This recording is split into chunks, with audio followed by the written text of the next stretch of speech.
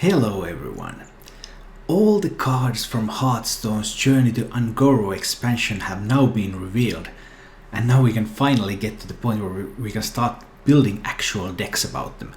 Well, we can't quite start playing with them yet, but theorycrafting can now go on. And in this video, I want to take a look at the newly revealed Druid Legendary Quest, Jungle Giants, and also what kind of decks could you build around that quest. Jungle Giants. The Druid Legendary Quest. Summon 5 minions with 5 or more attack, and as a reward you get Barnabas the Stomper. Barnabas is a 5-mana 8/8 minion that has a battle cry to reduce the cost of minions in your deck to 0. That's right, that is 0. Nada. Zilch. Absolutely nothing. Wow, can it get much better than that? Now let's take a bit of a deeper look at the wordings of these cards. So Jungle Giant says summon 5 minions. It doesn't say play 5 minions. If it said play, you would have to be actually playing the cards from your hand. But because it's a summon, it's enough that you somehow create this minion on the board. So some immediate ideas on how to cheat out the quest condition will include cards like Yasharash or cards like Menagerie Warden, because these can also summon things for you. And then looking at Barnabas's battle cry, it says reduce the cost of minions in your deck to 0.